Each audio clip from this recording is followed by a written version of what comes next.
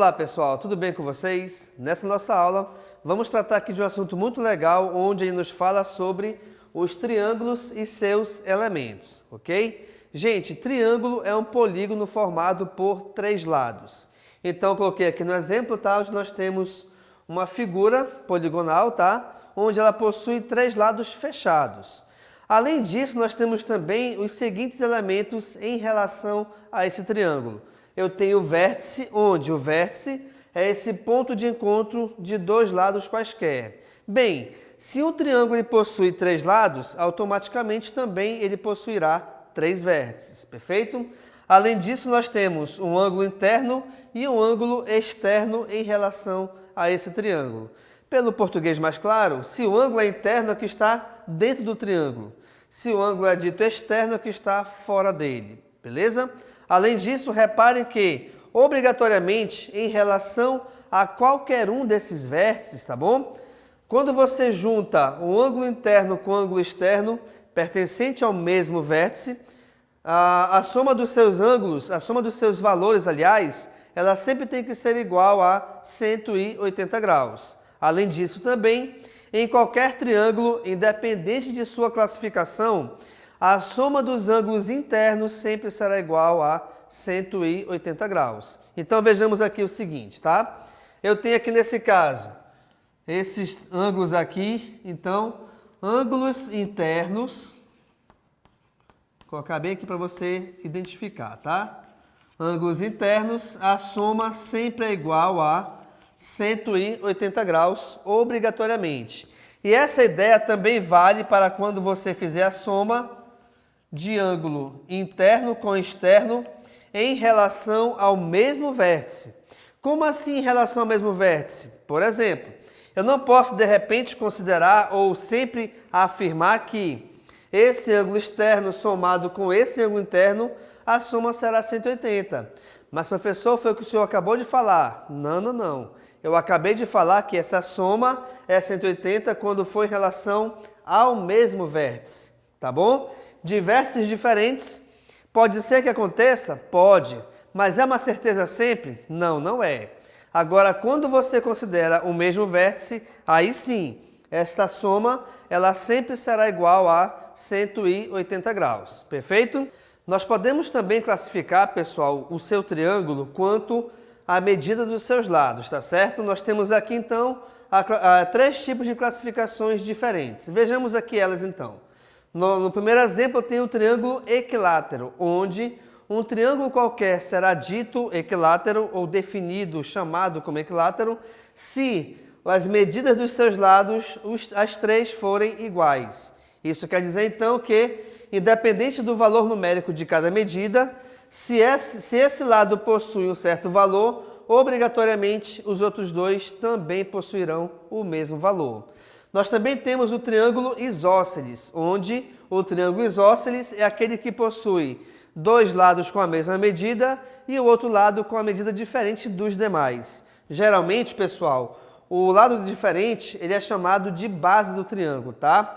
Então, os lados iguais são esses lados que formam o vértice aqui de cima e o lado diferente será sempre a base do triângulo.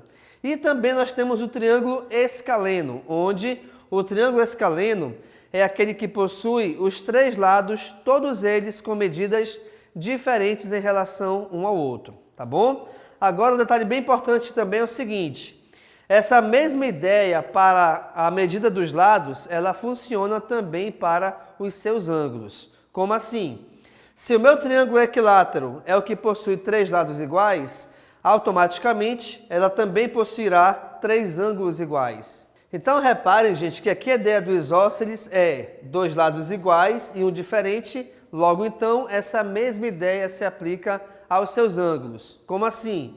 Se o isósceles possui dois lados iguais e um diferente em relação às suas medidas, nós também teremos dois ângulos iguais e um diferente também no triângulo isósceles, sendo que os ângulos iguais são os ângulos pertencentes à base e o ângulo aqui de cima é chamado ângulo do vértice, tá bom? E finalmente também nós temos a mesma ideia em relação a lados e ângulos para o triângulo escaleno. O que isso quer dizer? quer dizer que os três ângulos de um triângulo escaleno qualquer, todos os três possuirão medidas diferentes. Agora, importante, tá? Como eu citei bem aqui acima, aqui na casa da direita, né?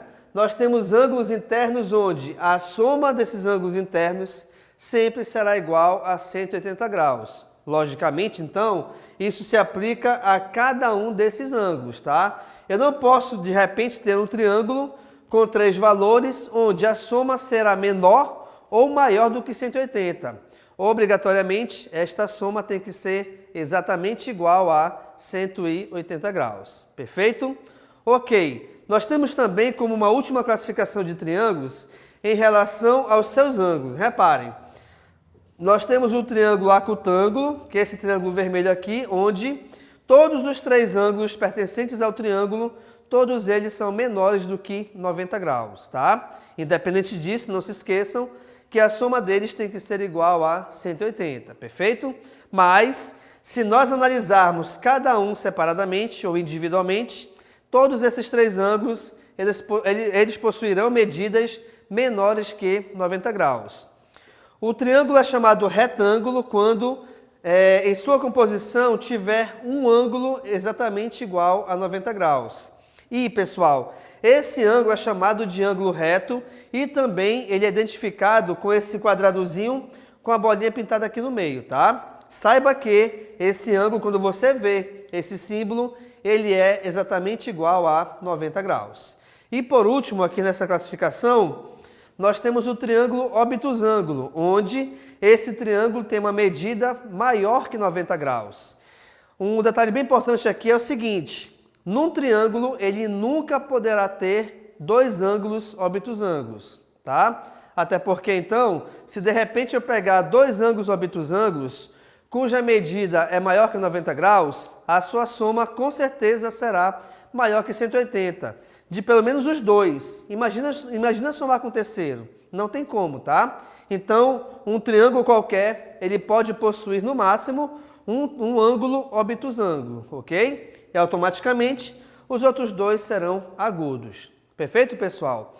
Então, nessa nossa aula, nós trabalhamos o triângulo e os seus elementos, onde, inicialmente, eu te mostrei que o triângulo é formado por três lados, onde ele também possui três vértices, três ângulos internos e três ângulos externos. Além disso, a soma de todos os ângulos internos é igual a 180 graus.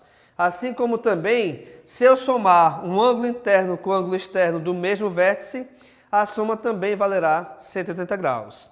Nós temos a classificação do triângulo quanto aos seus lados.